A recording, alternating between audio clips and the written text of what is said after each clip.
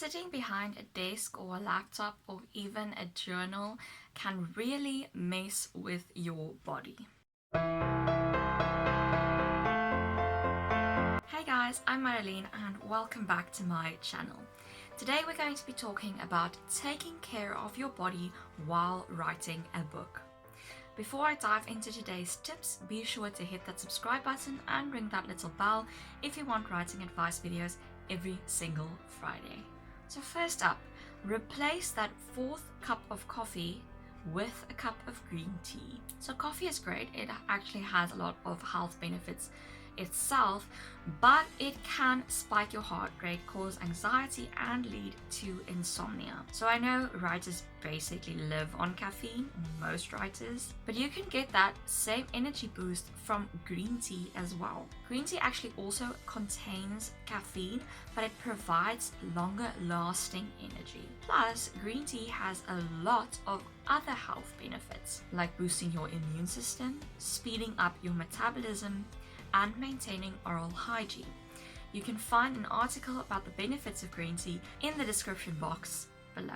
Then tip number 2 is to stretch your neck and back every hour. So set an hourly timer, and when that timer goes off, you stretch your neck. So ways to do this is to tuck your chin and place your hand on the back of your neck and just gently apply pressure.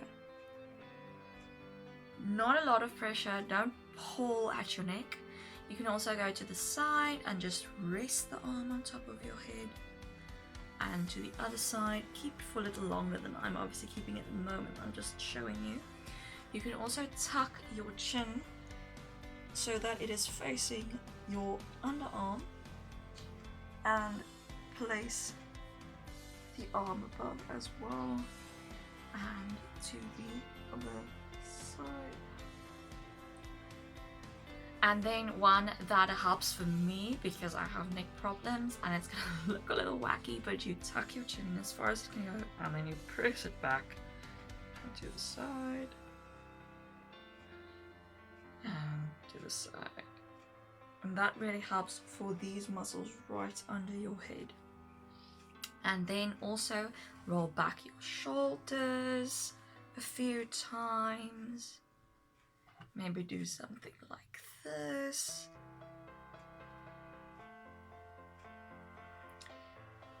This. And you can even crack your back over the back of your chair, even though you're not really supposed to do that, but it really helps. So it's also a good idea to release your frown and unclench your jaw. Wiggle your fingers, wiggle your toes, stretch out your legs a little, things like that. Also, if you're feeling very tense around these parts, then doing this can really help. So I know a lot of these things because I go to the physiotherapist a lot, because I have fibromyalgia and back problems and neck problems and all of that. So trust me, it is such good practice to do this. And then there are some examples of good stretches to do from a professional in the description box below. Then number 3, go for a walk at least once a day. Now, I'm gonna admit I'm not so good at doing this, but I know that I have to, and when I do it, it makes a big difference. So assuming that you're in a safe environment, it's good to go outside for the walk. Otherwise, try to go to the gym with a treadmill, at home if you have a treadmill at home, etc. So set out at least half an hour a day to just go for a walk. So it'll get your blood flowing, it'll send oxygen to your brain, and it'll do wonders for your body in the long term. So if you're more inclined towards physical activity than I am, then you can go jogging, you can go to the gym, you can play a sport. Just make sure that you get your body moving at least once a day, and step away from the desk or the bed or the table or whatever you work at for a while. Also, I heard that your lymph nodes do not drain automatically, it drains with movement, and so it's pretty important to get some movement in. There's also an article in the description box below on what a walk a day can do for you. Then number 4, work at a desk using a proper desk chair. I know it's really nice to write in bed or on the couch, and it's okay to do it every now and then, but not every day all the time. It really kind of fucks up your skeleton. The angle will strain your neck, it'll twist your back, and sitting in unnatural ways can also cause varicose veins, which obviously we do not want. So if it's at all possible, try to work at a desk that is an appropriate height for you and use a chair that was designed for working long hours. These chairs have full back support and padding so your ass doesn't go numb as quickly. This is like the chair behind me. It has great support, it has foam, it has armrests. Just a great chair to work on, and it makes a big difference. There's also an article in the description box below on what bad posture can do to your body. Then number 5 is do not compromise on sleep. So often when we have deadlines or we really want to get something done, the first thing that we sacrifice is long enough proper sleep. And this is really the last thing that you should be neglecting.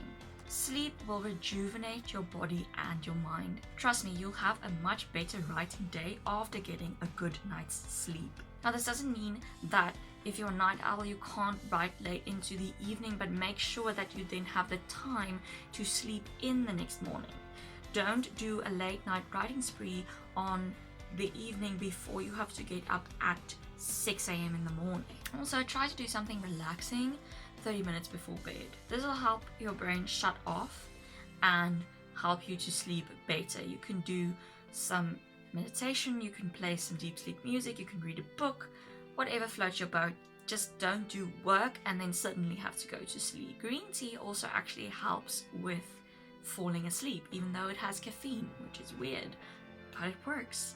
Also, certain teas, chamomile tea, or any kind of relaxing tea, some essential oils could really help you get a good night's rest. And then there's also, once again, an article in the description box below on how lack of sleep affects the brain. So yeah, these are my tips on taking care of your body while writing a book. It's quite important for me, like I said, because I do have medical issues with muscles and my skeleton, so it really does help a lot to remember these things and take care of yourself while writing. But even if you are a healthy person, do these things because they are still good for you and they will prevent you from getting issues in the future. I hope that you liked this video. If you did, please be sure to give it a thumbs up. Also, if you want writing advice videos like this every single Friday, then be sure to hit that subscribe button and ring that little bell. As always, you can find me on my website, Instagram, Facebook, Tumblr, and Twitter. All the links are listed below, and I will see you guys in next week's video. Bye!